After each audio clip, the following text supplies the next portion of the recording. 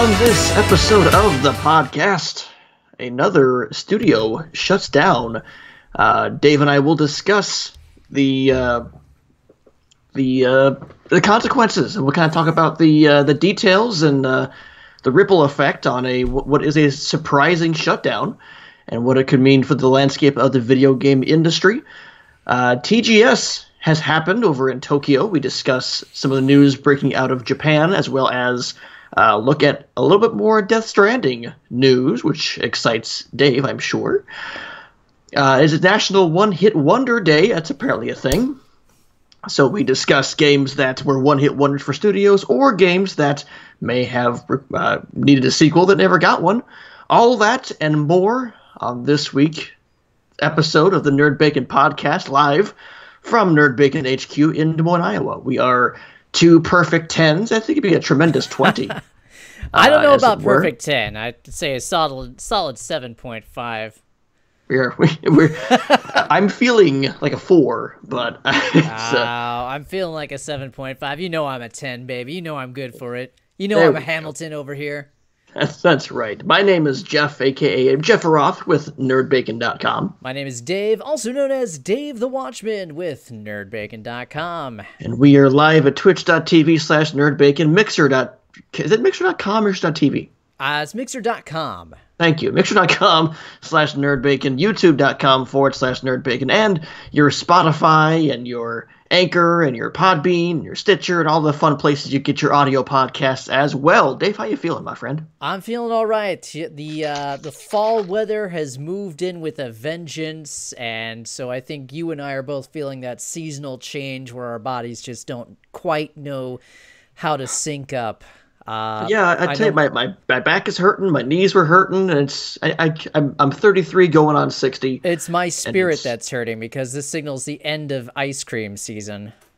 But again, it's the beginning of hockey season, so we're fine. That's all right. But still, there's a special place in my tummy for ice cream.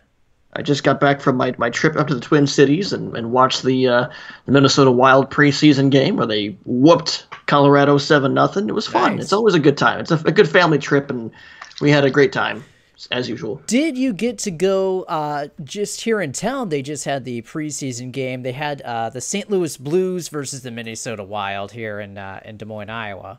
I was definitely there as an Iowa Wild season ticket holder. We got to sit in our seats. And it was cool. The 14,000 fans packed the arena here in Des Moines, and it was loud. It's a good time. It reminds me why I love this sport so much. In fact, I'm wearing my Pittsburgh Penguins championship T-shirt here on the stream because it's revving up. Was the crowd into it? Oh yeah. Okay, the crowd was definitely loud. Good. They were. Hopefully this will bring more to Iowa games, but obviously people are there to see the big stars. But sure, hopefully we've become a hockey town, and that makes me very happy. That's amazing. I in the back of my head, I hope that someday we'll get an NHL, like a major league NHL franchise. I don't think it would ever happen, but we can hold out hope, right? Sure. Yeah, we can always hope and dream, but yeah, for the next handful of years, I would say probably not. The next 20 years. Yeah. Also worth mentioning, did you catch? There's a big.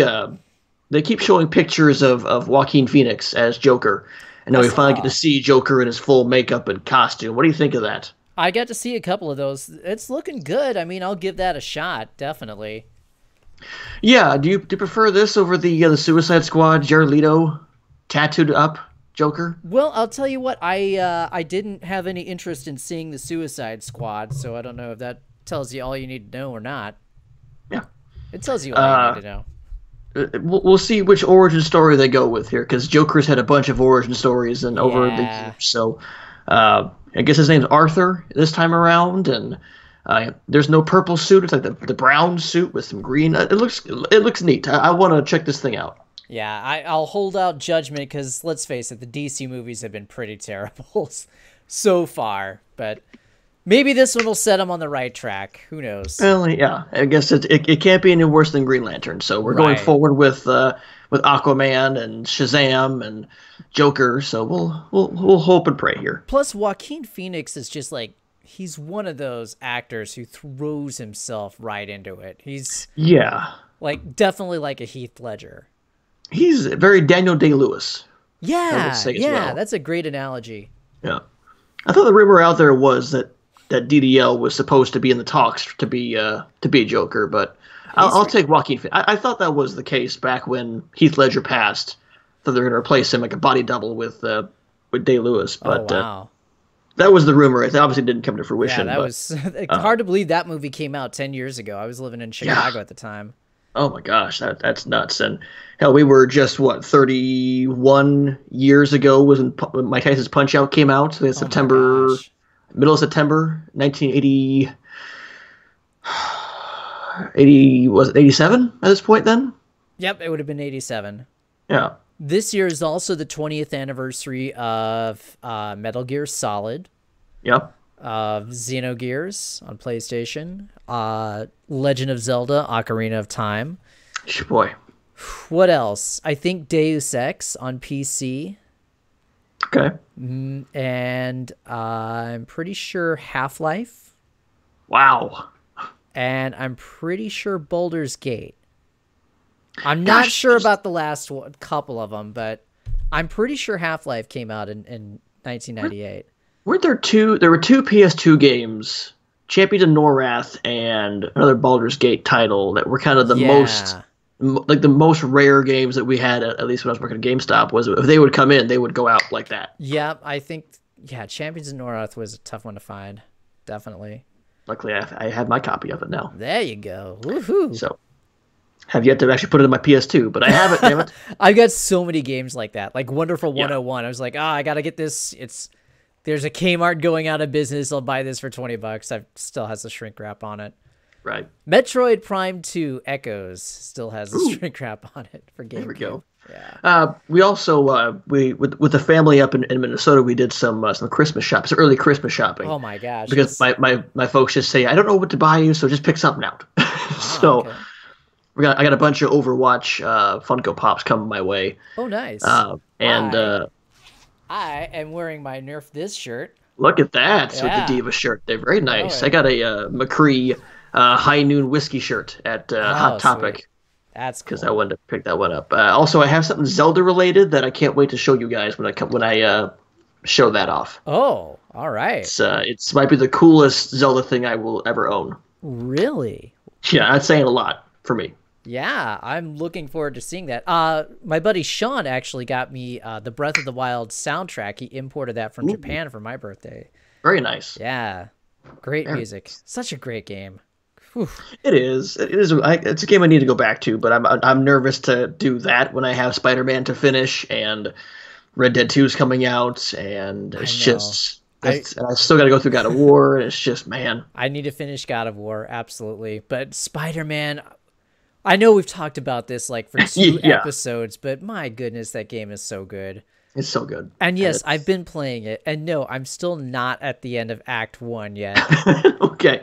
And that's because I just keep swinging around beating up bad guys, and I'm having too much fun doing it. Oh, how much fun is that? To just swing around New York, and it's just... They really captured that. They really did. It's just freaking fantastic game. Let's talk about the future a little bit. Oh, actually, I wanted, I know we didn't really talk about this, but this was kind of breaking. I found this out. Oh, yeah. As we were going live here. Let me pull it back up here. So Microsoft had their latest episode of Inside Xbox just this afternoon, and they announced that they are going to be holding an X018 event, X018, whatever it's called. That's coming up next month in Mexico City, Mexico. They've got a tweet out, join us online next month for X018, an epic global celebration of all things Xbox. From their website, they say X018 live coverage will be broadcasted. That can't be right. It will be broadcast on Mixer from October 10th through 11th and will include Mixer streams and a live episode of Inside Xbox. To the people thinking this is just an Inside Xbox episode, I'm reading actually off of a Reset Era post. So, sure. Let's see. To the people thinking this is just an Inside Xbox episode, Phil Spencer said they were bringing XO back, and it will be held in a physical event in Mexico City with thousands of fans. XO is much bigger, he says, than Inside Xbox. Phil Spencer also said, and here's the intriguing part, my friend. Phil Spencer just said there will be both first-party and third-party announcements during the conference. He also, here's the really intriguing part, he also brought up the fact that they've had XO events in the past, a long, long time ago, and it was there that they announced Rare's acquisition. Ah. Oh, that's not you shaking a bottle, my friend. That is the plot literally thickening. That is the plot thickening. Let's see. Highlights from past events include Fable and Halo 2's announcement, Rare acquisition announcement, the announcement of Project Gotham Racing. I'm not sure if that's a highlight. Announcing the entire launch line of Xbox 360, yada, yada, yada. So this is a big deal. This would be the equivalent to Sony and their annual PlayStation Experience events, which I don't think that they're doing one this year because they should have announced it by now. Well, there's this where they announced this XO18 now, and it's next month. Right. So usually they have PSX around November or December, usually. So they don't want to get too close to the Game Awards, obviously, but they could announce and then do it a month from now. Sony always does theirs.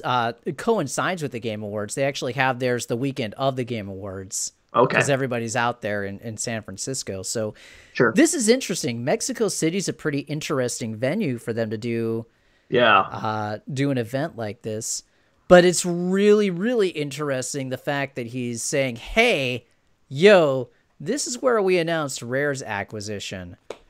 Makes me wonder what might be up the old sleeve besides my thumb holes for Phil just a giant thumb hole there. What's I'm gonna say hi, Kiko. Hey, Kiko. Do we think this might be out of the realm possible? Okay, so 2 questions here. Now, Sony has not announced PSX. Does this now have Sony going, oh crap, we should probably do one of those now since Microsoft's doing one? Does it kind of force their hand a little bit more? I don't think so.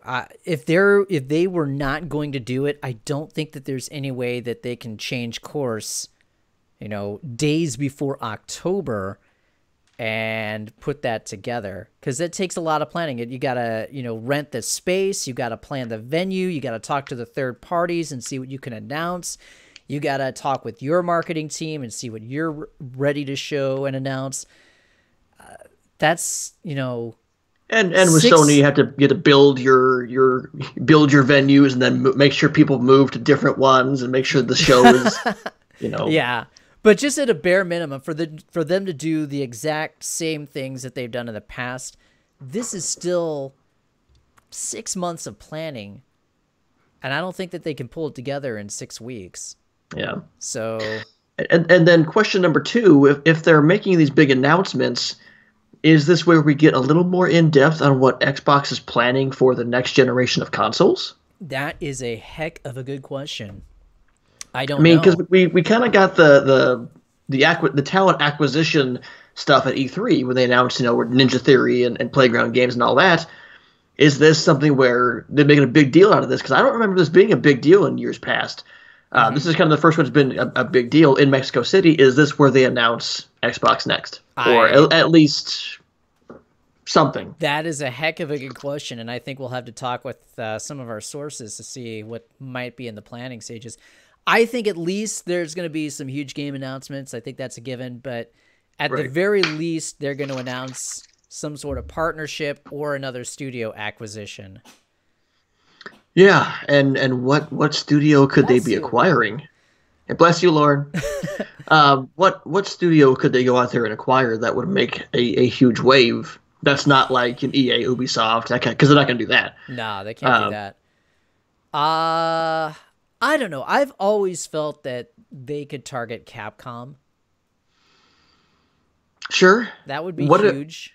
Could they potentially leech on to BioWare?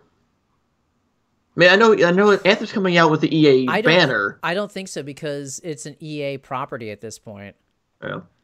And For how much longer? Let's see. Level Up Justin is in the chat. He says, not the biggest story from today's Inside Xbox, but they showed a partnership with Razer to bring keyboard and mouse to Xbox in the future. Yeah, that support is coming. They sure did, which is really neat. And let's see. Warframe is kind of the first one to support that feature, is what the article was saying, was that they're big. That if people like Warframe, that will be mouse and keyboard on the Xbox. Yeah. I think bring that for Overwatch. Let's get Overwatch supporting that. Yeah, that pretty much mouse and keyboard are there for shooters, and Overwatch is the prime example of a game on Xbox that needs mouse and keyboard support. Than like Battlefield 5 and stuff, because those games just play better on mouse and keyboard. Right. So let's think about this. Would this be where Nintendo goes to show off Steve in Minecraft for Smash? I don't know. I think if they're going to do that, they may reverse it and have like a Phil Spencer on Nintendo Direct. Yeah. Like a Smash-specific Direct. That's a good point. I would think they would do that way, but I don't know. This is cool that they're doing this, and I imagine we'll actually see some big news because Microsoft has been doing a bunch of big news things through the course of this year, and they've kind of been the only major studio to have, big announcements. It's got me very, very excited actually, just within the past few minutes that this broke. When it came out at E3, Microsoft had the best showing, I thought, and over the past several years, you see the decisions that Microsoft is making kind of push them towards the head of the pack as far as the future is concerned. We sat here and said that Sony's behind the eight ball, Nintendo's been behind the eight ball for a while. Microsoft has been the forward-thinking company. Mm-hmm. So I'm excited to see what this brings. And yeah, having it in Mexico City is kind of out of the norm because you're used to Los Angeles, New York, that kind of thing. So Justin saying Halo Infinite, Fortnite, PUBG, Overwatch, always saying for mouse and keyboard support. Call of Duty, I wouldn't say mouse and keyboard because that's better with a controller. I always thought that. Halo Infinite, I just want to see Halo on PC. That's what Halo Infinite on PC would be fantastic. But anyway, so that was some breaking news that thought we should cover here. For sure. We'll keep our eyes on it. Yeah, we're very, very much worth our attention when that comes out next month from Mexico City, Mexico. Let's go to kind of the surprising news was that Telltale Games is now closed. They're going to the stories are coming out that they're going to finish The Walking Dead, and then that's going to be the final bit of the Telltale saga, which really surprised me because I thought this studio was built to last for a while because their games were they were so well received for the most part, and they were making, I thought, lots of money with the Walking Dead series of games. I don't know, man. What happened? How does this resonate with you? I'm not really sure. I know that there had been some articles out in the beginning of the year talking about the company being mismanaged and they were losing a bunch of money because of poor decisions. I think this is just a case that they went after some really expensive licensing and they stretched themselves too thin, and sales weren't able to recover the costs of licensing Batman, licensing Guardians of the Galaxy, licensing Walking Dead. What else were they working on? Minecraft. I don't think that they licensed that out. I still think they're going to finish Minecraft Story Mode. I believe they're going to finish that. They had the Back to the Future license. They had the Wolf Among Us, which was a comic book series they were working on. Jurassic Park they were working on. I'm with you. I think that they may have just had too much too soon. I mean, not too much too soon, but just had too much going at the same time, and it really kind of saturated the market a bit. there's just too much Telltale out there, and Yeah, and there really wasn't much of a diversity in how those games played or what the formula for those games were. And also they were buggy.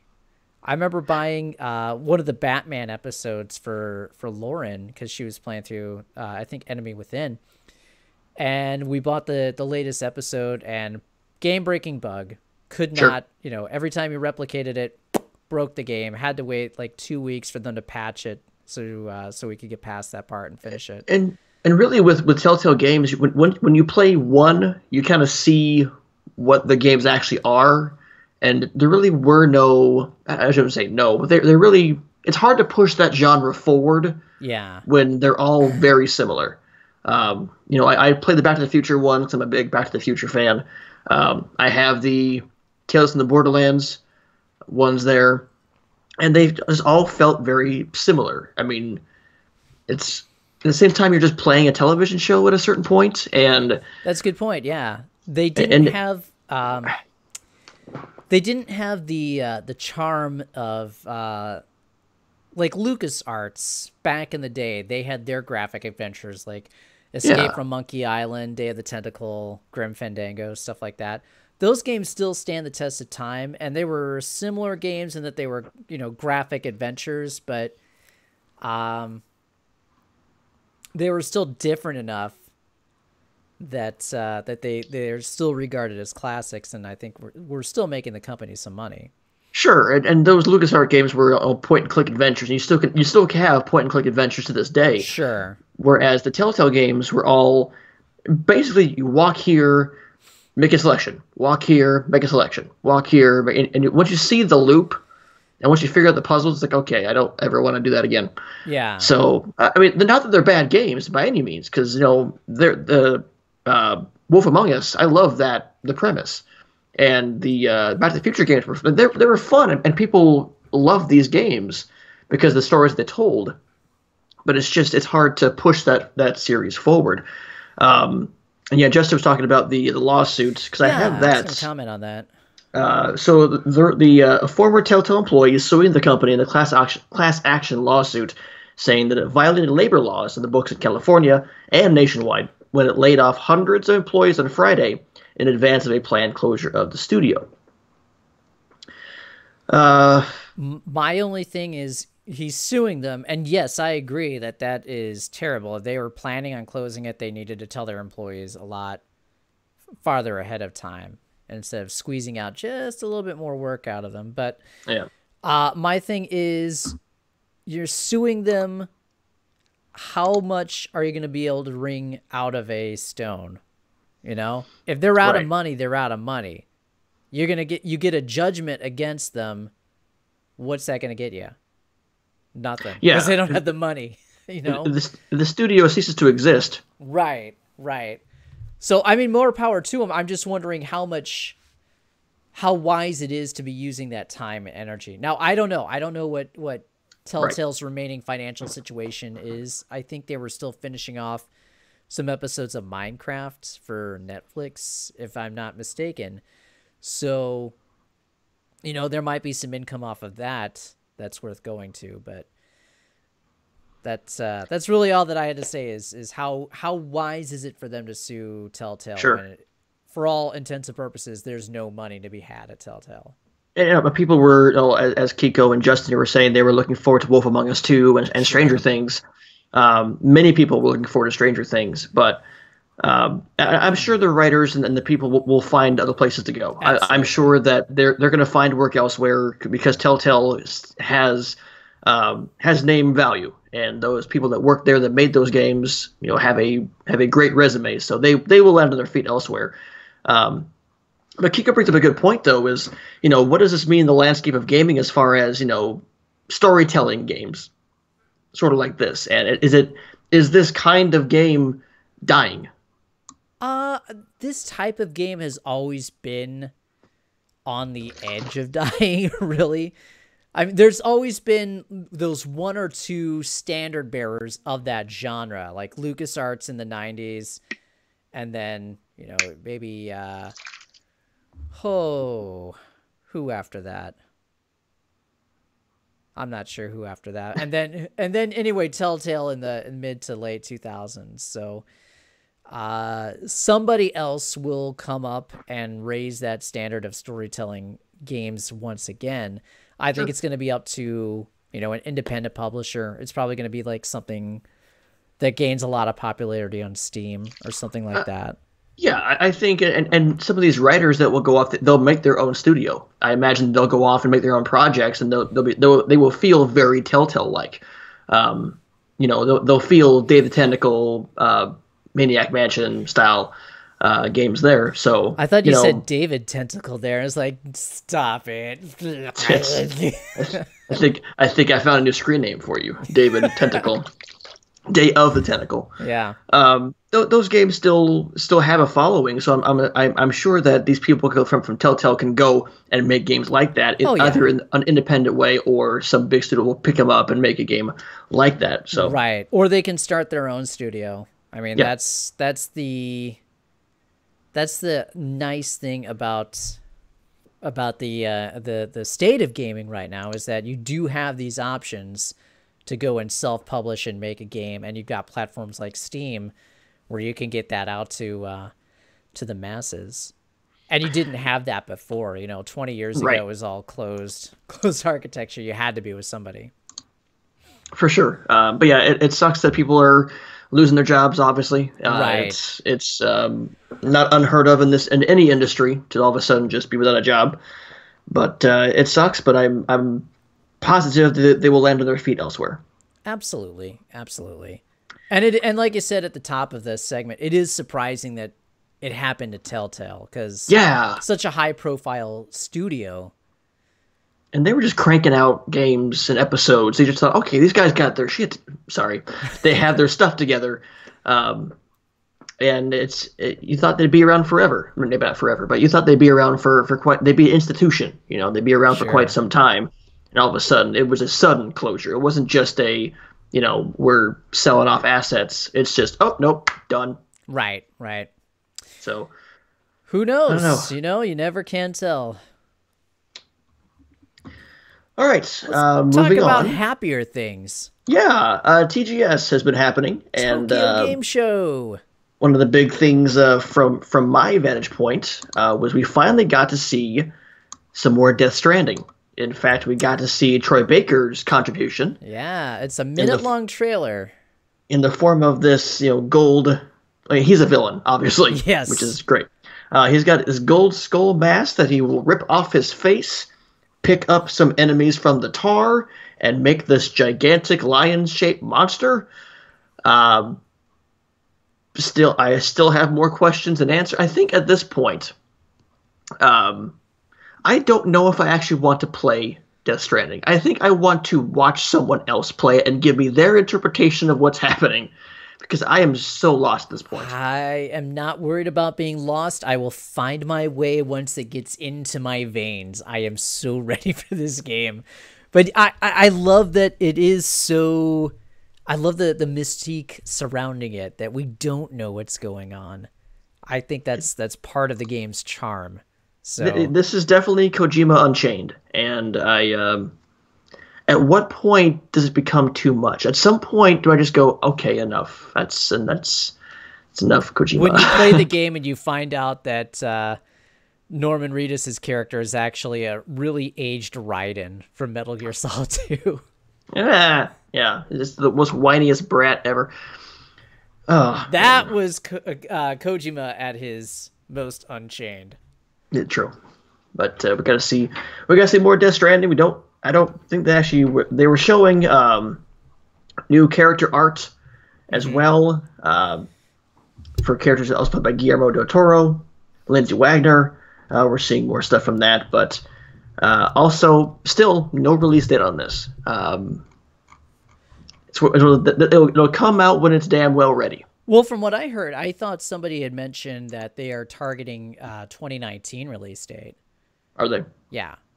So I am fully expecting it next year. Now, will it be next year on just PlayStation 4, or will it be next year on PlayStation 5? I think that is the question that's definitely worth asking at this point. I think it will very much depend on when it comes out. I could easily see this being a holiday release next year and being a game that bridges PS4, PS5. Yep, absolutely. This game and Last of Us 2, I think, will be those bridge games. Yeah, they'll pull a Twilight Princess and be on both. Yep, I do not doubt that in the least. Because they're gonna make some money off those. That's for sure. I'm excited though. This was the most. I know we had like the extended gameplay trailer during E3, but it was just kind of a walking. It got criticized for being kind of a walking simulator type trailer. This was the first time we saw something that actually looked like, okay, I understand what kind of gameplay we're gonna see at this point, or at least I've got an idea in my head, and that is, here's a boss character that I'm going to have to somehow defeat. So that's encouraging to me that there's a direction. There's something happening here. We got some substance horrific finally. Happening. yeah. Because that was a really terrifying. Scary monster. My God. For sure. Woo. I can only imagine what happens if the thing eats you. I don't want to imagine. The animation that I'm sure he put in there, I'm sure like Dead Space worthy. Oh, God. Anyway. And what else do you have from TGS? So for me, the big interesting thing that I think is going to slip by a lot of people is Dragon Quest XI got sort of re-announced for the Switch. Remember, Dragon Quest XI was originally announced for the Switch before the Switch even was called the Switch. Right. They said, hey, Dragon Quest XI is coming out for PlayStation 4 and the NX whenever that comes out. Sure. And we're all like, cool. And now we've got our Dragon Quest XI on PC. We've got it on PlayStation 4, but we're like, hey, yo. Hey, yo. Hey, yo. Hey, yo. Where's our Switch version? Very silent on the Switch version. They just showed a title screen, and it's called Dragon Quest XI S. Now, they did not elaborate on what the S stands for. Switch. It says it stands for a lot of things. It doesn't stand for small. My contention is that there are two versions of this game. Oh? There might be a pared down version, because I don't think that there's any way that they're going to get Dragon Quest XI in its current form on the existing Switch hardware. Oh? Yes. So there might be a pared down version for the Switch, but then the full hardcore real version is going to be like the P version, so to speak, will be on the Switch Pro. They should just call it Dragon Quest XI SP. That would be awesome. Yeah. But I think that the S signifies that there is a differentiation between Switch hardware versions. That's my contention. I think this is hidden. I think this is hiding Switch Pro's existence in plain sight, is what I'm saying. All right. I'm putting it out there. You've heard it here first. Switch That's Pro. Right. Confirmed. And it would be really interesting from a historical perspective if they did that, because, as I said already, Dragon Quest XI was the first game announced for the Switch before it was even known as the Switch, so why not have Dragon Quest XI be the first game officially announced for the Switch Pro before it's even officially announced? It's all full circle! It is full circle. That's how we roll around here. We make sense, damn it. Plus, Dragon Quest is still one of the highest selling franchises in Japan. Oh yeah. People they would make sure kids were going to school. Like, they wouldn't release it on school days because kids would gyp class and get Dragon Quest. And they get drunk. Right. Yeah. So it makes sense for that to be kind of your flagship game for both the Switch and the Switch Pro. So I could see it happening for sure. Yeah. I don't know. I just got this feeling. I got this feeling. You've got a feeling. You know it. Ooh, ooh. So that to me was the biggest news from Tokyo Game Show, but I think it's slipping past everybody. Slipping under the radar. But the Watchmen, they slip through the cracks, and we pick up the scraps, and we report what matters. The other big news. Yeah, go ahead. PlayStation Mini. Yeah, so I have this up here, the PlayStation Classic. Sony jumping in on the Nintendo cash cow that is the NES Classic and the SNES Classic and the we assume to be future released N64 Classic. The PlayStation Classic is going to. I have the specs here from Sony's official website. Has 20 games preloaded into it. It is a tiny PS1, which is cute. It's the original PS1, not the PSONE or something like that. It's the original gray, boxy, sexy. This is my favorite. I love this version of the PS1. Oh yeah. It does come with an HDMI cable to connect to your TV, complete with two wired controllers, plus a virtual memory card to save your adventures as you switch between titles. Now, notice I did not say it comes with an AC adapter because it doesn't. It does not come with an AC adapter. You can't actually power this thing unless you buy a separately sold AC adapter, which is, you can find it pretty cheap. But the fact is, this thing costs $100, whereas the NES Classic was what, 60, and then the SNES Classic was 60. This is, I think. Anyway, I think it's glorious, personally. I think $100 is fine. I think it's a little cheap to not include the AC adapter, but yeah. And it comes out December 3rd, and you can pre-order this right now. Now, they have not announced all 20 games. They've announced 5 of them. They've announced Final Fantasy VII, Jumping Flash, Ridge Racer Type 4, Tekken 3, and Wild Arms. I like these 5 because it's, FF7 is, one of the greatest games in the library. Ridge Racer Type 4 is the best Ridge Racer game. Tekken 3 arguably is the best Tekken game, at least of that generation. It's the best Tekken game until Tekken 7. Right. And Wild Arms is a much beloved JRPG. So we have 15 games that have yet to be announced for this tiny PlayStation Classic. 15 out of thousands of potential games that were gems on the PlayStation. That PS1 library was massive, expansive, and awesome. Yes, it certainly was. So let's throw some games. Let's throw some games out there. What games do you think should be, maybe not will be, but should be on this Classic? Oh, let's see. I think we should see Siphon Filter. Yes. Make a return. Now, I don't know. The thing about this one is that it's coming with the regular original controllers and not the analog controllers. So that's going to be... Right. That might throw my list off a little bit here. But Siphon Filter, I think, would be a great title. Yeah, it just depends on how you want to control that, because that was one of the games that really used that. I would say Ape Escape, but you need the analog work to play analog. It does not work. I'm going to throw out one that should be obvious, but Castlevania Symphony of the Night should definitely be on this thing. Actually, I think that there is a collection coming out. I think ESRB in America has rated it as well. For PlayStation 4, they've got the collection Castlevania Symphony of the Night and Rondo of Blood supposedly coming out.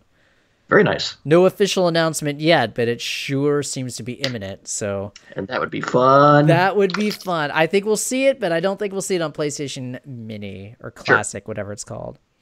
But that should be a game that should be a game that is on there for sure. There's an old classic that I kind of loved back in the day called Fear Effect. Oh, sure. Yeah. I think that would be great. I'm gonna say Jet Moto should be on this. Oh, Jet Moto, absolutely.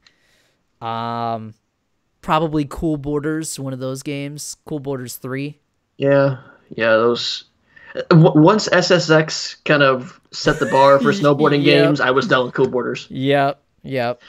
I'm going to throw out, I just had it in my brain, I'm going to throw out there Twisted Metal. Oh, yes. Probably, I would prefer Twisted Metal 2. Me too. Man, that was a fantastic game. And man, I've got love for the PS3. When they rebooted for PS3, I really enjoyed it. I think Black is still kind of the highlight of the entire series, but Twisted Metal 2 was great. 3 and 4 were kind of crap, but the PS3 one was actually pretty good. I would say another good game. Let's bring back Bloody Roar. Mm-hmm. It's time. Absolutely. It is time for that series to make its return. Yeah. I mean, they need more fight. I mean, Tekken 3 is a great fighting game to have on there. Have another one on there. Oh, you need a couple more on there. There's so many great fighting games for the PlayStation. God, man, I could sit here and just say Air Guys. I know you guys kind of poo-poo Air Guys, but I love Air Guys. God bless the ring. God bless the ring. Tobal number 2. Tobal number 2 was the one that came out in Japan only. Japan only. So that'd be cool. But you know what? They did the unreleased Star Fox 2 on the Super NES Classic, so we could do. Sure. Hey, this game was only out in Japan. See the Lost Squaresoft Classic. Yeah. I'm trying to think what PS1 games I have sitting over there right now. While you think of that, I will throw out Colony Wars. Sure. A great space flight sim. That's kind of a Zone of the Ender style, wasn't that? Not quite. Zone of the Enders was really fast-paced action. This was more. It was more like a third-person mech style, kind of Gundam Wing style. No, it was more like just like a space like flying and shooting game. Oh, I might be thinking of Omega Boost. You are thinking of Omega Boost, but I'm glad you mentioned that. That's another game that should really be on there. Does Crash Bandicoot make it on there? It's a great question. He deserves to, because he was the franchise. He was the mascot of the PlayStation for so long, but I don't think he does because of the Crash trilogy. But maybe they throw him a bone. Maybe Crash Team Racing. That'd be fantastic. That's a great game. Yeah, if there's no new version coming out, then maybe. I'm gonna say Crash 1 and Crash Team Racing on there. All right. That's good to say. And because Spyro Remastered's coming out, does Spyro not make it on the classic? That's another good point. I don't think he does. Going back to Omega Boost, do you remember what company made Omega Boost? Oh, that wasn't Konami, was it? No, it was not. Hang on. No, I know the answer. I was Sure you do. Yeah. I think this actually was a trivia question back in the early days of this podcast when we did trivia. Oh, Polyphony? Yeah, Polyphony. That was the only game that they've made since... That's the only game that they made that wasn't a Gran Turismo game since Gran Turismo. Yeah, and boy... Speaking of Gran Turismo, that should be on the PS1 Absolutely. The first one, not the second one. Right. Well, actually, I don't think that they could do the second one because the second one had a licensed soundtrack. Oh, sure. So I'm not sure. There might be some difficulties in getting that on there. Yeah, and I would love to see Tony Hawk Pro Skater on there, but with the licensed soundtrack and licensed skaters and all that stuff on there, I don't know if they can do that. I agree. Definitely agree on that. I would like to see maybe some of the Legacy of Kain games like Soul Reaver. Oh, yeah. Or maybe even go way back to Blood Omen. Oh, sure. And in that vein, I would associate those games with the Oddworld games. Sure. So if you have Abe's Odyssey on there, I think that's a PS1 game. That was the PS1. It was. Abe's Odyssey. Absolutely. Because Stranger's Wrath was the next generation? Was that a PS? God. I don't remember. I was never really that into the Oddworld games, to be quite frank. They were neat. I've heard they were really good. They were neat. One game that should not be on there, Bubsy 3D. Yeah, should not be on there. Keep him far away. Yeah. Far away. You hear me? Keep Bubsy away. Bubsy's going to be on there. Probably. Blasto will be on there. Oh, God. Probably. No, I won't. I doubt that's another one because that was voiced by Phil Hartman, so I don't know if there's like some sort of licensing deal with his estate. I don't know. That would be it'd be cool to see or hear Phil Hartman again. Mm-hmm. What else? PS1. I mean, Toshinden was such a major launch title for that, so I would kind of hope to see some Toshinden representation on there. I would too, even though they weren't great games. They still have such a history and such a meaning for the PlayStation brand itself. What other JRPGs can go on there? Because they have to be on there at some point, right? Like, I know Final Fantasy VII. Do other FF games? Do we get FF Tactics on there? Do we get 8s? Do we get Chrono Cross? You know, do we anything about that sort of thing? I think we get Chrono Cross, and I think we get Final Fantasy IX. Okay. Here's a weird thing. Reset Era seems to be clamoring for where's Final Fantasy VIII? Where's Final Fantasy VIII? Seems to be a bunch of morons who don't realize that Final Fantasy VIII was a terrible game. And but also that's still a good soundtrack though. A good soundtrack, not Yamatsu's best though. Man with the Machine Gun. I love that song. That's a great song. That's a highlight in an otherwise so-so soundtrack. But with that being said, Yamatsu's so-sos are, still leagues above a lot of people's very best. So Don't get me wrong. I've got my boxed Final Fantasy VIII imported soundtrack sitting right here. As you should. Yeah. Sitting there with eyes on me, ready to go. What else am I thinking here? But anyway, I would see Final Fantasy IX as having more of a shot of getting on there. And rightfully so. Final Fantasy IX was a fantastic game. For sure. But here's another thing that I just thought of. How much memory is going to be on that? True. I don't know if they say on there what.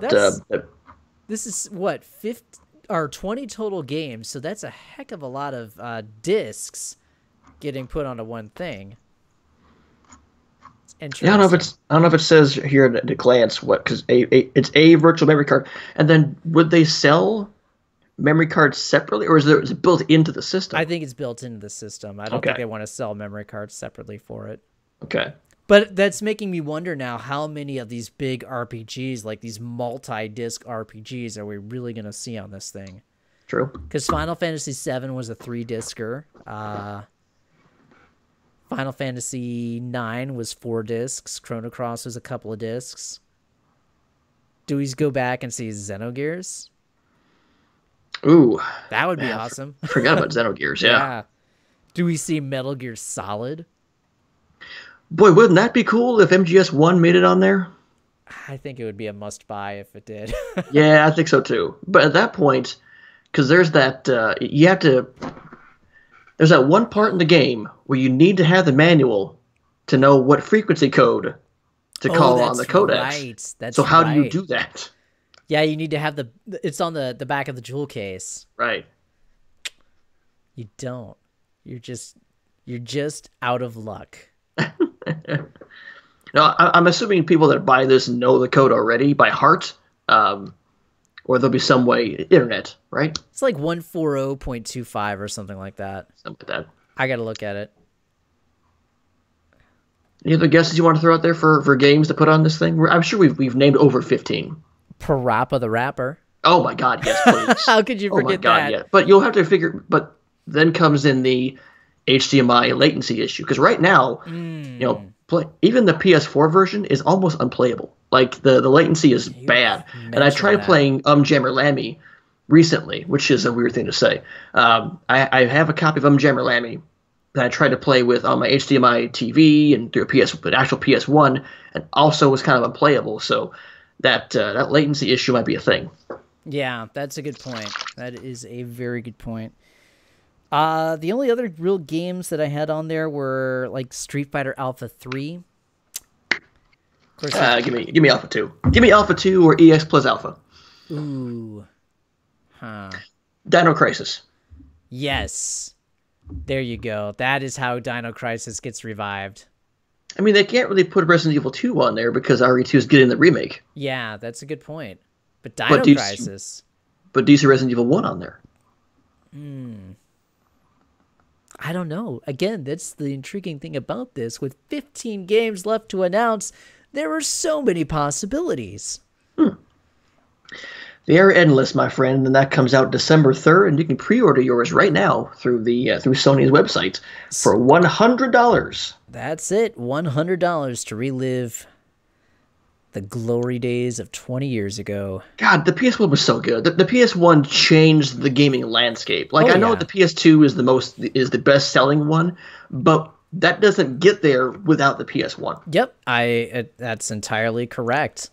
I just have so many great. As much as I love the Dreamcast with all my heart, the PS1 I have so many fond memories with Oh, sure. because it was a Christmas thing. My folks got me for Christmas, and even though they got me some crap games, I don't know if they were crap games then, but they bought me crap games. But I enjoyed the hell out of them because they were the games that I played the most of, and it's just so much love for the PS1.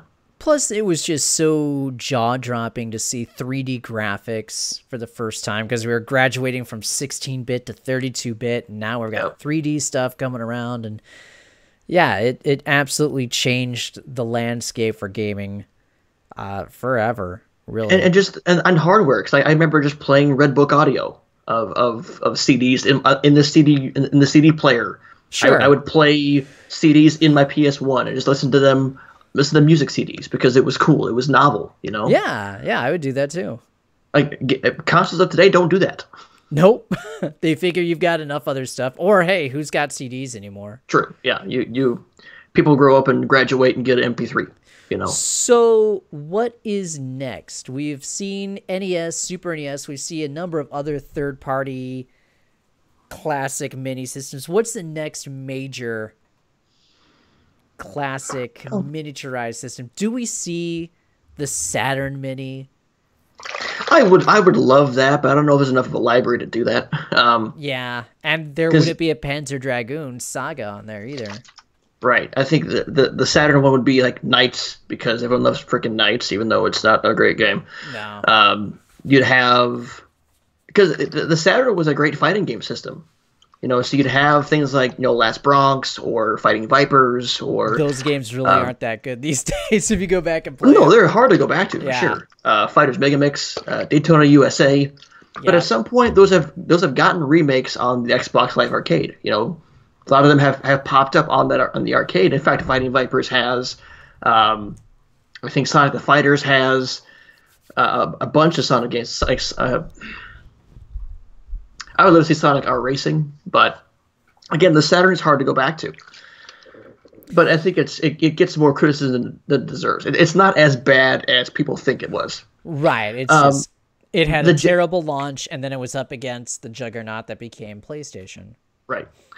I think the Genesis already has had one. The Genesis has had a Genesis Classic before. Right. I think they have as well. So I think the right answer would several. be... Yeah, I think so too. I think the right answer for me would be the N64. My heart would tell me, boy, wouldn't it be great to see a Dreamcast Classic. I wouldn't put it past him. I think that is definitely within the realm of possibility. I don't think it happens this year. I do think it happens next year for a little thing called Dreamcast's 20th anniversary.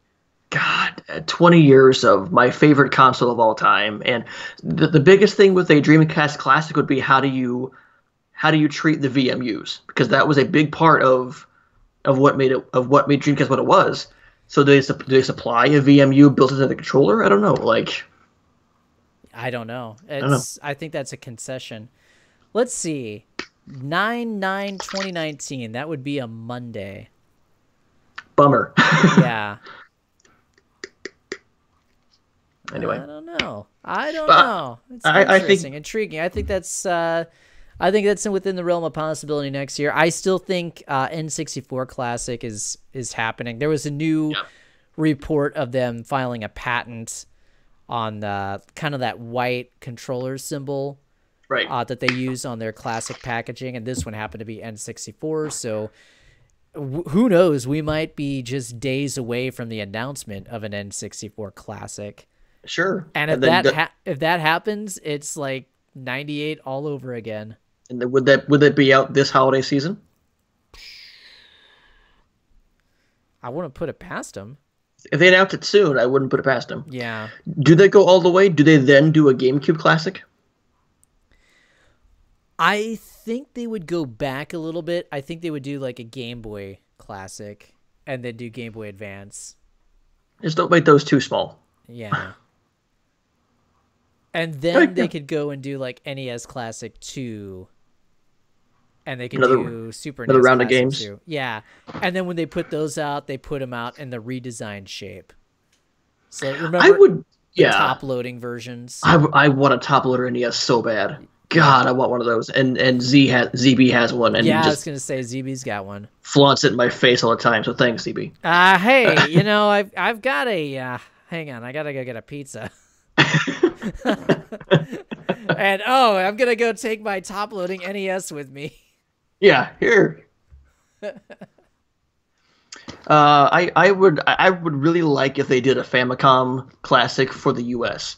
Expose people to and it'd be hard to do like localization on that because you would need to do English translation. Sure. But it'd be really cool to have a Famicom Classic for the States to kind of give us audience a taste of Japanese style games, or at least the Famicom itself, because the Famicom was a really cool thing, especially the disc system. You know, when you play Doki Doki Panic for the first time and go, oh, this is Mario 2. Kind of. Yeah. Just seeing the difference between Doki Doki Panic and Super Mario Bros. 2. It's kind of cool. Anyway. Let's wrap this up. Sony Classic, the PlayStation Classic. Are you going to buy one? Maybe not right off the bat. I'd like to see what other games are announced with it. Plus, $100 is a little bit more than I want to spend right now. I've got some other expenses personally, but does that mean that I don't want one? Hell no. It means I do want one very badly. Put it in my veins. It all just depends on, because I have a pretty decent PS1 collection still. Sure. So if I have a bunch of those games, it's kind of, I have a PS1. I can play it on the proper hardware. So I don't know. There's a beautiful novelty to it, though. Oh, yeah. I love this idea of let's make these tiny consoles and put a bunch of games preloaded on them. I love this idea. Yep, exactly. And a lot of people do, and I think that's why it's becoming this wave of the future. They're bringing a new audience in. I don't think these are targeted towards us. These are targeted towards people who may have missed that generation, who may have come to the party around PS2, PS3 era, younger than us, who want to experience these retro style games. And it's weird for me to say PS1's retro because I remember it so vividly. I know, right? But I think I was going to say, I agree and I disagree. I think it is, like I said, it is marketed to an extent towards us, or towards people who might have missed it. But I think it's also heavily, heavily marketed towards people like us who remember those glory days and want to relive, hey, what was it like 20 years ago when we were playing PlayStation games? But maybe to those who aren't, collectors like we are, who still have a collection of these games still in our library. Maybe those who were, kind of the casual gamers who went, oh, yeah, I remember the PS1. I should probably get one of those and then just say, here's my collection now. So, yeah. I don't know. Okay. Speaking of Sony, I'm seeing here the Red Dead Redemption 2 PS4 Pro bundle. Oh, yeah. Available for pre-order. But it's not a special PS4 Pro. It's just a basic black PS4 Pro. Well, who cares? Yeah, it's not a Spider-Man PS4 Pro. It's just a black one. And I bet it's not a physical Red Dead Redemption 2. It's a download code, right? I have the idea. No. Oh, okay. So let's see. Okay, yeah. So the bundle includes a 1 terabyte PS4 Pro system, a DualShock 4 wireless controller, and a physical disc copy of Red Dead Redemption 2 for $400. That's not too bad. Yeah. I pre-ordered my version. I got the Ultimate Edition, the $100 bundle that does come with the actual physical copy of the game. I pre-ordered that through GameStop, and I cannot wait to play Red Dead Redemption 2. Me either. October 26th can't come here fast enough. Kotaku posted I think Stephen Totillo was there, played about a good hour of the game, and he wrote a really nice write-up of his experiences playing through the demo that Rockstar was showing off, and it just makes me want this even more. Yeah, I saw Brandon Jones's video that he did on it from Easy Allies, and yeah, definitely it sounds like it's shaping up to be just everything that we've dreamed of. Also, Tokyo Game Show announced that Phoenix Wright Ace Attorney Trilogy coming to PC, PS4, Switch, and Xbox One. The first 3 Phoenix Wright games. I love these games, dude. I have never played one. I've heard they're quite good, but I've just series that I missed out on. They keep releasing Phoenix Wright and Miles Edgeworth games, and I really wish that they would release a new Trauma Center or like a Trauma Center trilogy, because those games were fantastic on the DS. Trauma Team on the Wii. It should be hard to kind of do motion controls, but I would love a new Trauma Center game on the Switch. Anyway. Well, if you wish hard enough. I will sit here and wish. Do we want to get to National One Hit Wonders Day? Let's do it. Today, of course, as every day is a National Something Day, it seems like. I wonder who they pay to come up with this.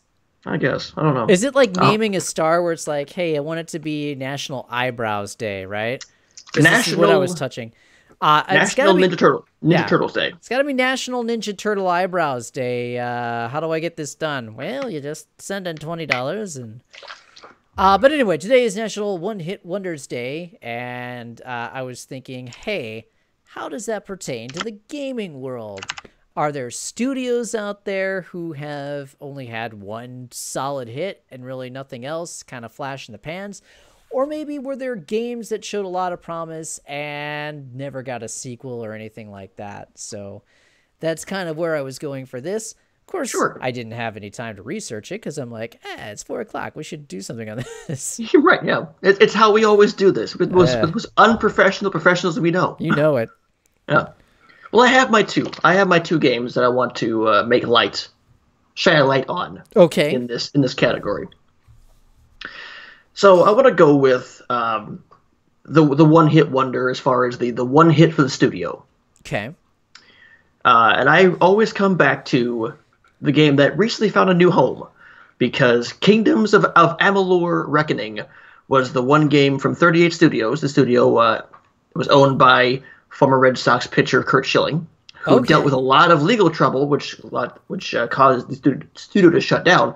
But it was a really fun medieval RPG that I really got a lot of time and fun with.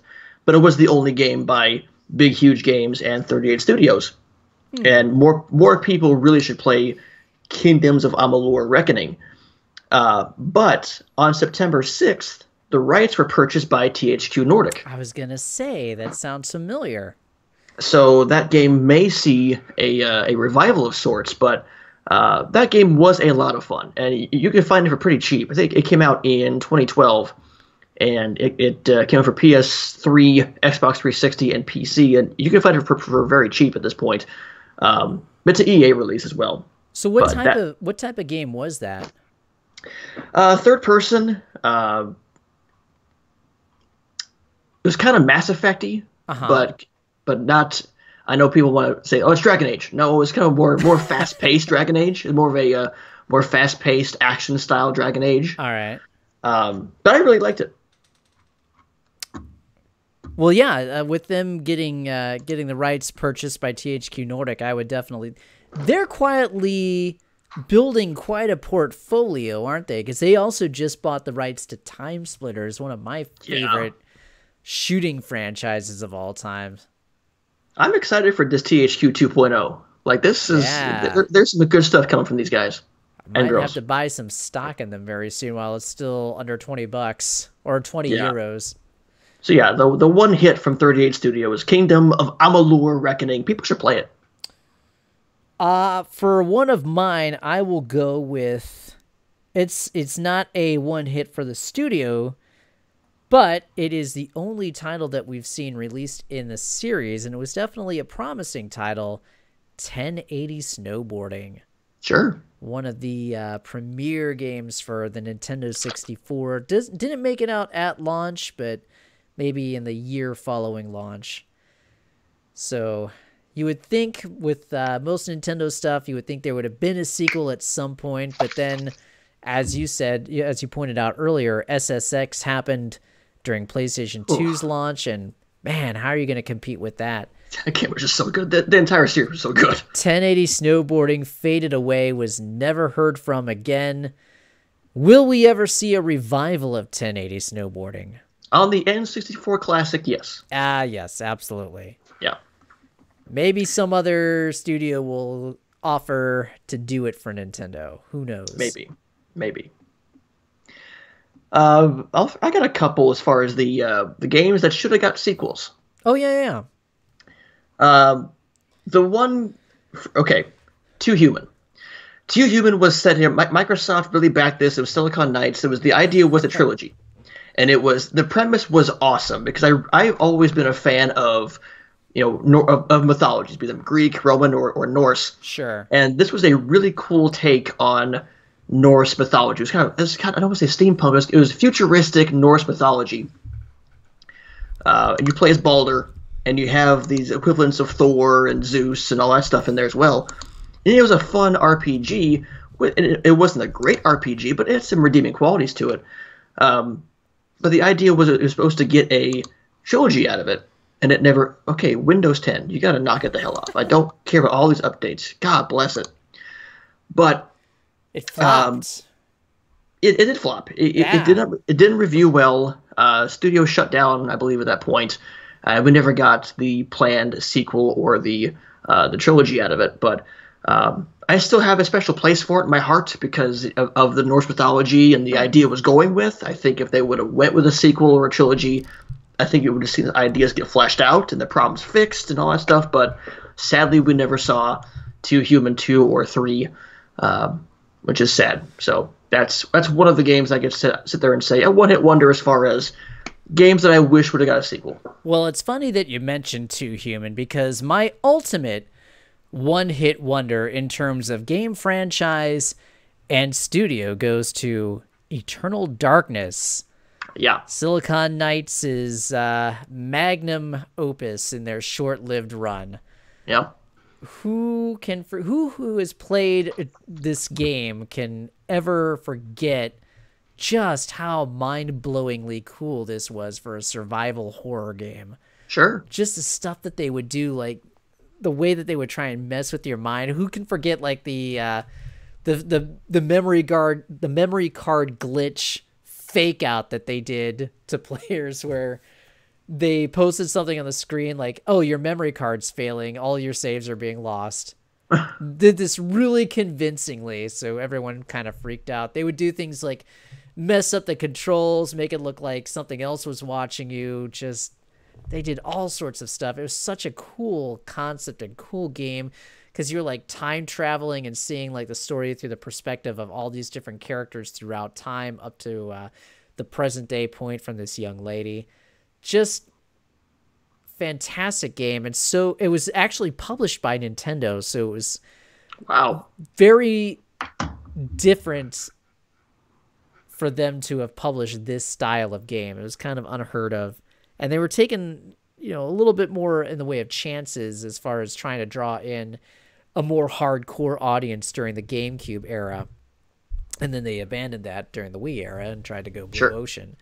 Yeah. But, Eternal Darkness, classic title, one of the best horror games ever made, and really the only hit that came out of Silicon Knights.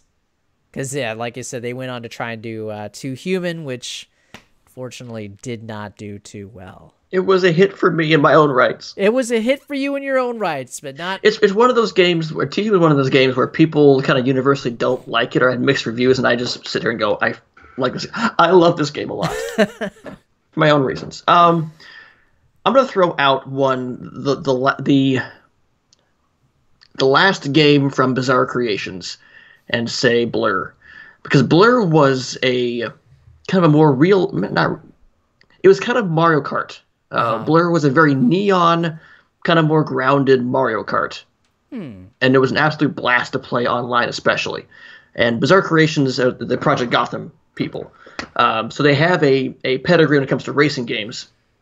And Blur, I thought, was kind of one of their best games. And right after Blur, the studio shut down. So we never got Blur 2 or anything further with Blur online stuff. So we're not going to see Blur, at least unless they do a revival in this time frame. But people should really check out Blur on the Xbox 360. I think it was also PS3.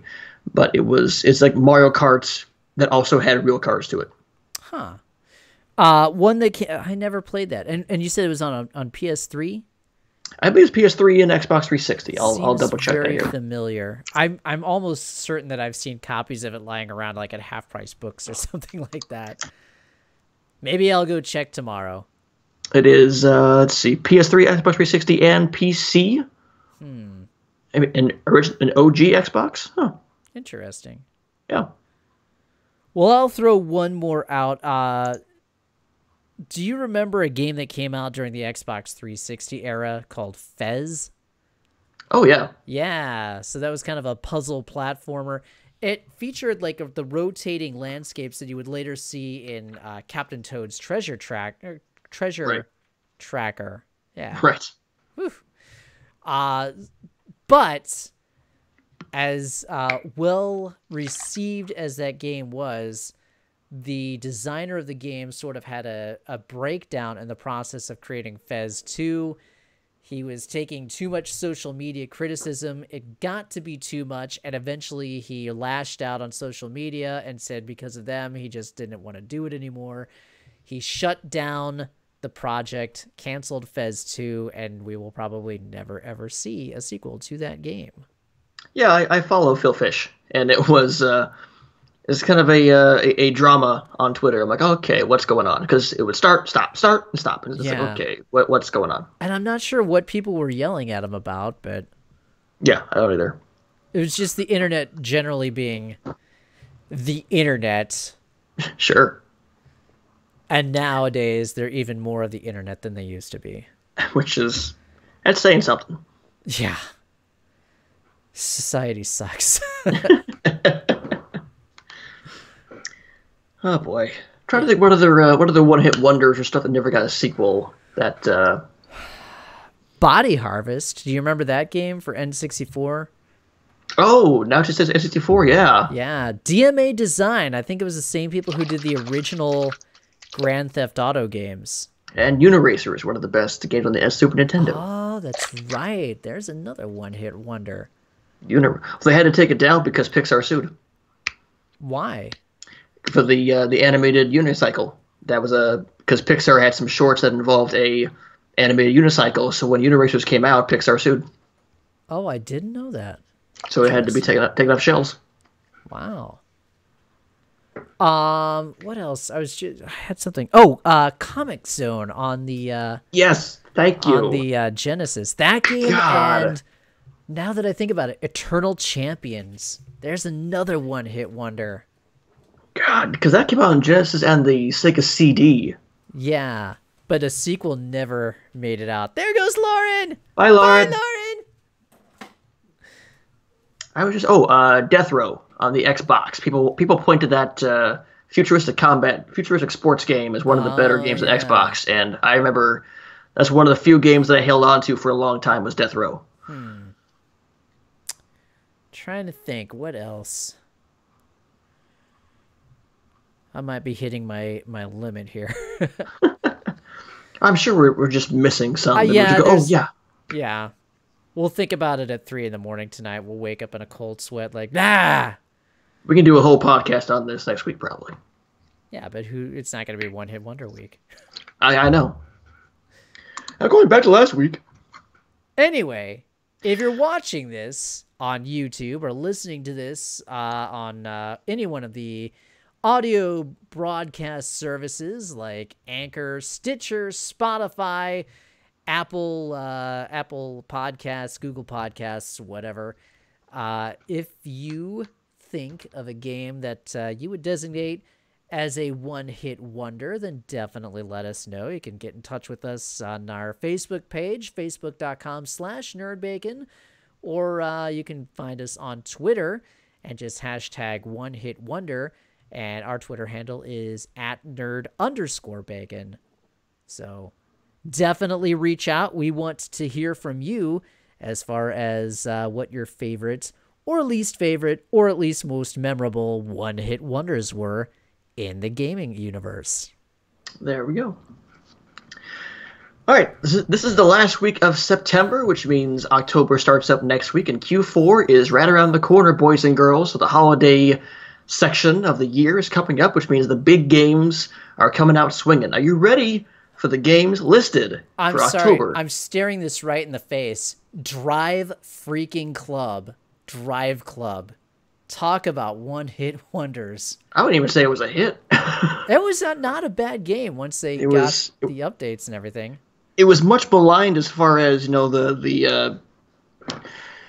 the financial structure, as far as like what's free on PSN and what isn't free on PSN and what's this version and that version. Then Motorcycle Club came out, and then Drive Club VR came out, and it was bad. It was just it came out of the gate stumbling because people were just so confused on the purchase model. That wasn't their fault. That was Sony's fault. Sony was like, sure, this game's going to be free, and that's why I bought PlayStation Plus. It was like, well, I'm going to get a free game, and then they're like, it's not going to be out at launch.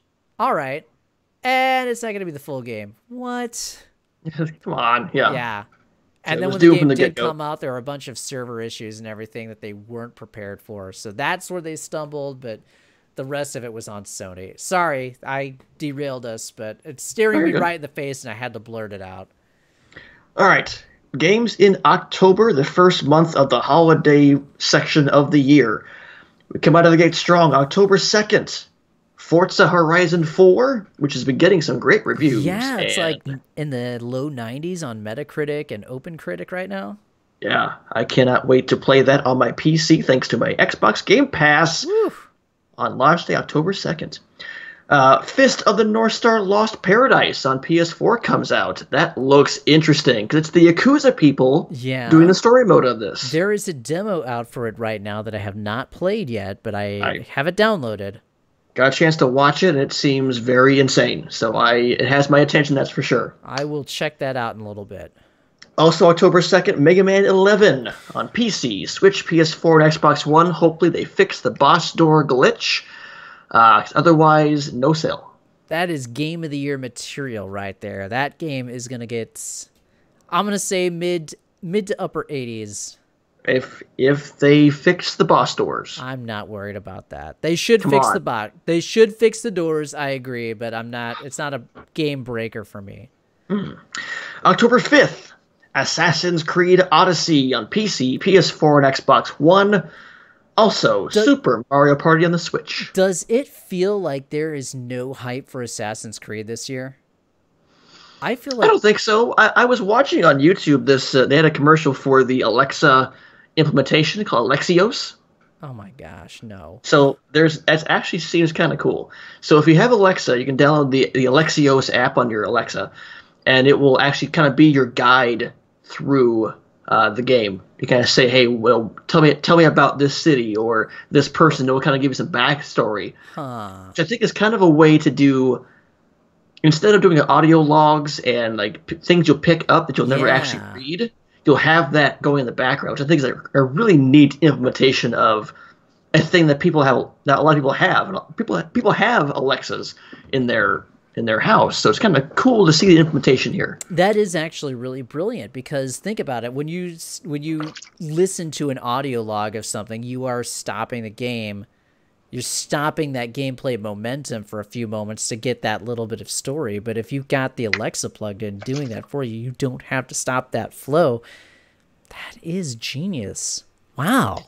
I know there are audio logs like in BioShock that you can listen to while you're playing, but I know if you do certain things in the game, the audio will stop. Like if you keep them, like a cutscene will stop it, or another sound thing will stop it. So if you had this going in the background, that's kind of cool.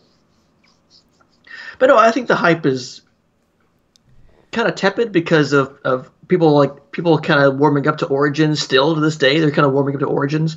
Yeah. I don't know yet. It looks cool. We'll see how it pans out. But the hype is not there like it used to be. Even Lauren, my resident Assassin's Creed fan, is like, how come I haven't really heard anything on this game? Because it's coming out the same month as Red Dead Redemption 2. Yeah, that is true. But it's coming out earlier enough. Nintendo next mobile game, Dragalia Lost. This is from Justin on Facebook. Thanks, Justin, for being on Facebook. Nintendo's next mobile game, Dragalia Lost, is now available for download. Sweet, thanks. October 9th, Disgaea 1 Complete on PC and PS4, and WWE 2K19 on PC, PS4, and Xbox One. No thanks. Dragalia Lost. Remember they had that whole Nintendo, like that sudden Nintendo Direct just on that game late at night a few weeks ago. I wonder what that's going to be like. Is that free to play? It's probably free to play, but then you've got all the microtransactions and everything. Let's see. Gotta make that money somehow. I can say get, and there is in-app purchases. I will download this and just see what the free version is. All right. Okay, yeah, WWE 2K. I like playing those games. Okay, I like breaking those games. And I like doing the universe modes when I'm actually just kind of simulating my own stuff. I don't actually like playing them, which is kind of sad. You know, I just am not that interested in the WWE anymore at this point. It's this year's kind of been up and down for me with them. WrestleMania was good, I thought. I think they've had some good pay-per-views. Everything just seems so homogenized now. Well, because All In certainly helped that, because you look at independent wrestling in a different light with All In, and with Fire Pro Wrestling coming back out, that being the superior wrestling game. I don't know, man. October 12th, Call of Duty Black Ops 4 on PC, PS4, and Xbox One. I'm interested in this because the Blackout mode was received very well. Mm-hmm. October 12th also has Luigi's Mansion on the 3DS. Very cool. And The World Ends With You Final Remix on the Nintendo Switch. That's another great game to see coming back. I'll be interested to see how well that one does. Yes, I want to play that. Especially considering how good Octopath did. Right. That sold lots and lots of copies. Sure did. But as Stealth pointed out, it was kind of a flash in the pan because it did all of its business right up front there, and then it kind of dropped off afterwards. But it still sold over 1 million, so that's not bad at all. October 16th, we see Lego DC Supervillains on PC, Switch, PS4, and Xbox One. File that in the Who Cares column. We see Starlink Battle for Atlas on Switch, PS4, and Xbox One. I keep forgetting that is coming out. Really, the Switch version is the only one that matters because that has the Star Fox characters in it. Right. That is either going to be surprisingly great or it's going to be pretty mediocre. It's a Ubisoft title, so there's really no middle ground. Very true. Also, we see Warriors Orochi 4 on PC, Switch, PS4, and Xbox One. We go forward as far as big stuff. We go to October 19th for Dark Souls Remastered on the Switch. Yeah. As well as, Dave, ready for this? Uh-oh. Soul Calibur 6 on PC, PS4, and Xbox One. Yes! Soul Calibur 6, we get a week, full week to play that before our lives get taken over. Hey, don't forget, there's the Soul Calibur 6 network test happening this weekend. Download and try out Soul Calibur 6 all weekend long. So guess what I'm going to be doing and streaming this weekend? You know it. But it's my buddy's bachelor party this weekend, so I gotta be there for him because I'm the best man, so I gotta be there for him because it's he's my boy. Yeah.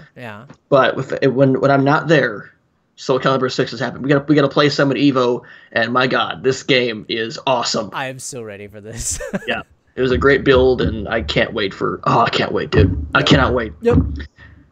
For those who like to dance, October 23rd, Just Dance 2019 on the Switch, PS4, Xbox One, Xbox 360, Wii U, and the Wii. There you go. Keep those Wiis alive. Jesus. All right, people. October 26th, the world will end because Red Dead Redemption 2 comes out on PS4 and Xbox One. This is the game that I am most looking forward to in the year of 2018. It's the game I've been looking forward to all decade long. Oh, my God. Yep. It's over for me. There's nothing else that I want after this. Right. I know an angry horde of Smash fans will say, "What about Smash?" And I will say, yeah, What about it? We already have a real fighting game. It's called Soul Calibur 6. Now let the men play Red Dead, and you kids can go play Super Smoosh. Smoosh. Super Smoosh. Now, that being said, I'm looking forward to Smash Ultimate. I'll buy it day one. I will play Smash Ultimate and love it. But my God, Red Dead Redemption 2. Yeah, I'll still be playing Red Dead by the time Smash comes out. All kidding aside, Smash will be a cool game. Yes. I will probably get it, but it's not a day one for me. It's just not. I'm not into Smash. I am, so it just is for me. Well, there's also the little thing of the network as well. Right. And the fact that we don't know how good that server action's going to be because Nintendo didn't build an actual network. You know what these are? These are actually on Google servers. Oh, yeah. Yeah. So if you live in China or I think it's in China or Hong Kong. No, it's in China. You cannot get, even if you pay for Nintendo Online, you can't use Nintendo Online because it's based off of Google's servers, not Nintendo's. Huh. Also, October, to kind of wrap the month up, October 30th, we get Mutant Football League Dynasty Edition on the Switch. Yeah. As someone who has played the PC version through its various early access incarnations, this game is great. People should play it. And that's kind of the big stuff in October for right now. Obviously, things will change. What else do we need to know besides Soul Calibur and Red Dead Redemption and Mega Man? This is the month of months. I don't think I've been as hyped for a Rockstar game since, like, GTA 3. Like, I'm always hyped for, like, GTA 4 was hype, GTA 5 was hype for me. This is another level of hype for me with Red Dead Redemption 2. I was hyped for Red Dead Redemption, and I wasn't even playing games that much at this point. Or I was hyped for the original Red Dead Redemption, I'm sorry, but I wasn't really playing games that much at that point. I wasn't really that hyped for GTA 4 or GTA 5. It's just like, it's more Grand Theft Auto. But my gosh, just Red Dead 2. I've just been wanting this game so badly for the past 8 years, ever since I got my hands on Red Dead Redemption, and yeah. I'm more interested to see, and this might be the last thing they show, is the multiplayer stuff. That's what I'm really interested in. If they go Red Dead Online, what will that entail? How ambitious will this be? And it's just, that alone makes me so hyped. After seeing what GTA Online could be, what can they do for Red Dead? Right. You know they've got crazy stuff. You know what we're going to be doing is we're going to be in our own, like, online gangs. Sure. Yeah. The NerdBacon gang rolling up. Absolutely. We will be riding up on virtual horses to rob that bank. We need to find 7 of us to be the Magnificent 7. I agree. Yeah. Huh. Or the Hateful Eight. 7 was better. But who wants to join the NerdBacon gang? Or the Magnificent 7. Yeah, it's hype level off the chart for that. All right. What have you been playing as of late or want to be playing here very soon, Dave the Watchman? Spider-Man. Oh, just Spider-Man. Oh, Spider-Man all the time, huh? Yeah, it really hasn't left my system. Well, there's been a little bit of some Shadow of the Tomb Raider in there for a couple of nights, but yeah, it's mostly been Spider-Man. That game is just too good. Kind of just want to, like, throw my chair down and turn this thing off and go play it right now. It's so good. Well, after we hit the stop button on this, I'm gonna get some food and play some games because it's been a while since I actually just had played some games. So I did. I went on a bit of a Steam shopping spree and bought a handful of cheap games. Mm-hmm. They were on sale. There's a MMO called Glorious. Oh, what is it? Glorious Victus. Uh-huh. That's a MMO set in medieval Europe that I meant to try out because it's kind of a. So I'm playing a lot of For Honor, so it's an MMO that's kind of like that combat style, so I was interested in that. I also picked up a couple of Battle Royale games, one being Totally Accurate Battlegrounds, which is sort of like a ragdoll physics-y style Battlegrounds, as well as Ring of Elysium, which is a free-to-play winter, like ice climbing set in winter style battlegrounds, battle royale. I want to try those out. As well as I want to get back into Absolver. It's a it's a tactical fighting game that added a big update recently. That added like a school system and procedural dungeon and stuff like that. So I want to check that out because a big update just came out for that. Also, a big update dropped for Street Fighter V. I don't know why. I know they were adding in the Darkstalkers costumes, and I think they were also adding in this new thing where you create your own dojo. That's what the big update was. Okay. Yeah. Is that like a 17 gig update? What the heck happened to Street Fighter V? 17 gigs? At least on a PC it was. Holy moly. So I don't know what I haven't dived into that, see what the dojo thing is, but it seems cool though. I don't remember much about what they were describing, but I think you can you can apply to join people's dojos, or you can start your own dojo. So I'm kind of hoping there's like inter-dojo rivalries and battles and stuff like that. Huh. I know that like when you compete online, you'll gain points for your dojo. So that's kind of cool. Right. Kind of faction war style with MKX. Yeah, exactly. But it would still be cool to be able to schedule like events, like online showdowns, like it's basically a glorified tournament mode. And then it's like, okay, Dojo A is challenging Dojo B. And then you got the tournament like program that it sets up. Could this be a precursor to a system that they can use in rival schools, the second class? If they bring back a rival schools, is this a precursor to a system they can put in there? That's a good point. You Bring join back the rival school. schools. Yeah, you join a school and you have like class honor, class battles and stuff like that. Dude. I'd be in. I'm down. Dude. I'm ready. Dude. Let's go. Let's go. Available exclusively on the PC and Xbox Next. Yeah, I know, right? Because Capcom will get bought by Microsoft. I don't. Anything else you want to take home, Dave? I mean, I want to get through Spider-Man. The idea is to plow through the game of Spider-Man before I get to Red Dead Redemption 2, because at that point, all my calls, Red Dead 2 will take over my life.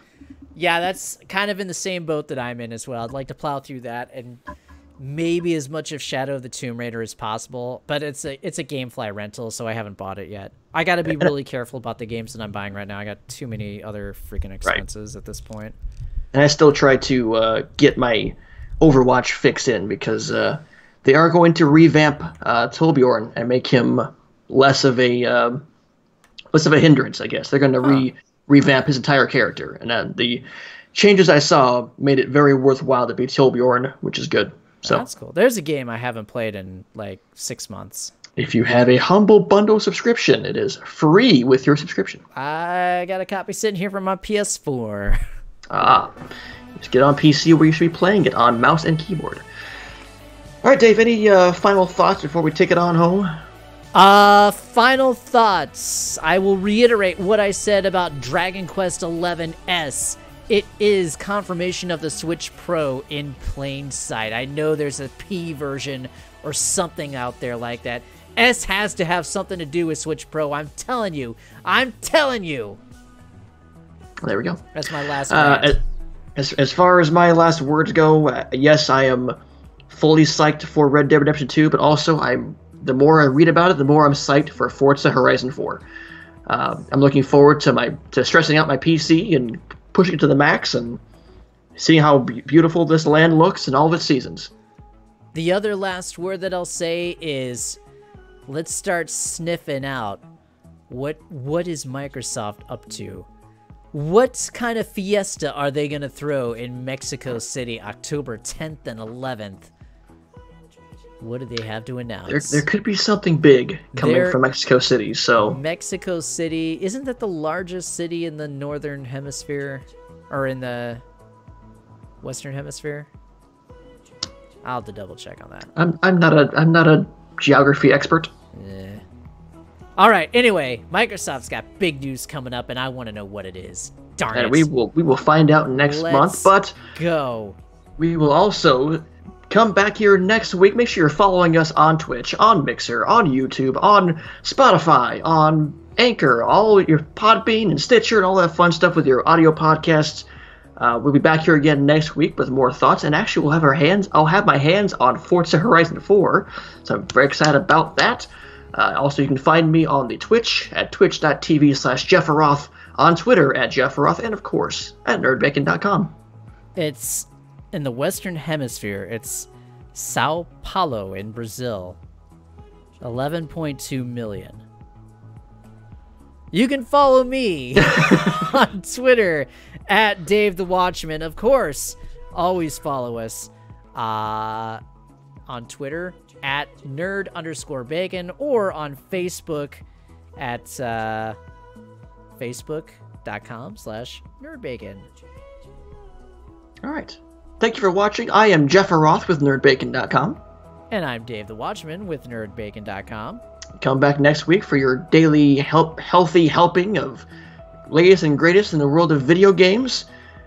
So game tasty. We shall see you all this time next week. Mexico City's #2 in the Western Hemisphere. The suspense is over. Thank you all for watching. The Americas. I'll figure this out. All right. I'm going to get some food, Dave. Game tasty, everyone. See you next week. Later, guys.